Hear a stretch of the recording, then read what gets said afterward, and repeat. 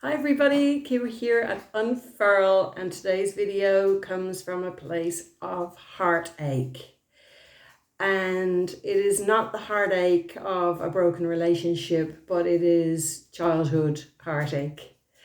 And it has been bubbling up over the last few sessions with my own therapist, and I wasn't sure whether or not to make this video because, as you know, sometimes my videos are coming from the place of the therapist and what I'm, working with clients with, but other times it's about what I'm working through.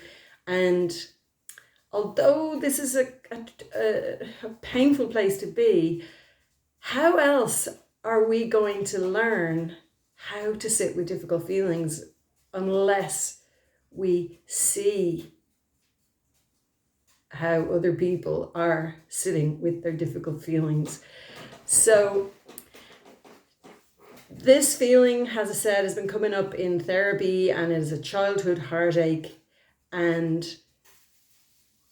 at the weekend, my children went away for the weekend and I had time for myself, and I had an opportunity to go to a writer's workshop in London. So I booked myself on a flight, booked a little hotel, flew over, went to this conference, met lots of people, but all the time I felt here this like a scrunchy feeling right at my center of ache. And I just felt like I wanted to cry, but it just couldn't come out. So, and that's fine because I'm not one for really crying in front of strangers. So I noticed that when I was there, I started to put a story to the heartache. I'm here in London. Nobody knows that I'm here. Nobody knew what flight I was on flying over to London. Nobody knows what flight I'm on getting home. Nobody knows what time I'm due back at the house. Nobody really knows. Nobody really cares. And this was the story that I was attaching to the feeling. And I noticed that as I was at this conference and I was meeting loads of people, one thing I realized, I've known this for a long time, but I really saw it in action, was when I was engaging in conversation with people, how curious I am about them. I'm interested. I want to hear the story. I ask lots of questions and I want to know more about them. And so they tell me more and they open up and they share a bit of their story. But I realized that it wasn't coming the other way. And I had set it up that way. It wasn't that people weren't interested, but by asking lots of questions about them, I was sort of giving them what it was that I've always been waiting for, or that child in me was waiting for, which is for somebody to be curious about me, for somebody to notice me, to want to know me, to want to understand deeper me. Obviously, I didn't realize that when I was a child, but what it left me with, because that didn't happen, was this heartache.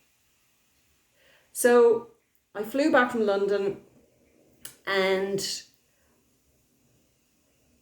I did what squillions of people do when they feel this heartache, which is reached out to an ex, a beautiful ex who I felt known by. And as it turns out, and I'm very grateful to the universe for this, to be honest, got a lovely response back by email and just to say, oh, good to hear from you, and I'm with somebody new. Ouch. Oh, it hurt. It hurt a bit. There was also a part of me that knew this cannot be filled or healed from the external. I have to sit with this. This is an old ache. This is the ache of the soul, longing to be known and seen. And it is so painful. There's so much sadness in it. So much sadness. And it's been in my awareness now probably, it's probably coming up to a week, having had some big session with my therapist last week. So it's sitting very close to the surface. And I kind of wish it would hurry up and go, be on your way now. I've done that sadness thing. Off you go. But no, that's not how it is. Like, this needs to be known. I need to know. I need to care for this child in me whose heart is aching and has been aching all this time. But I just didn't realize it. This ache has been here for so long.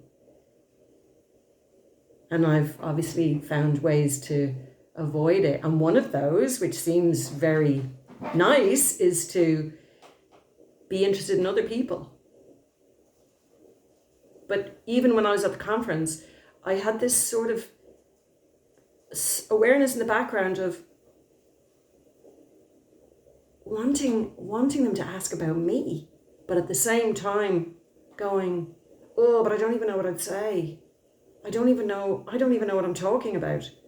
So I can feel this confusion, the wanting to be seen, but not even sure I'm worthy of being seen. So I suppose it's part of the reason why I make these videos, which is, to my 160 subscribers, thank you for seeing me. But it's not so much about being seen as the willingness to be seen, of me taking a risk of revealing myself, my true self. This is what goes on beneath the surface of me. I'm friendly and I'm chatty and I'm interested and I'm curious, but underneath, my heart is broken here. It's aching. It's really aching. As I was sitting meditating this morning, the best that I could come up with was, and I've mentioned this before, but is my hands. I have to work up, just sitting like this. So when I meditate, I'm just feeling the warmth of my own hands. That's where my awareness goes. The warmth of my own hands there on my own aching heart.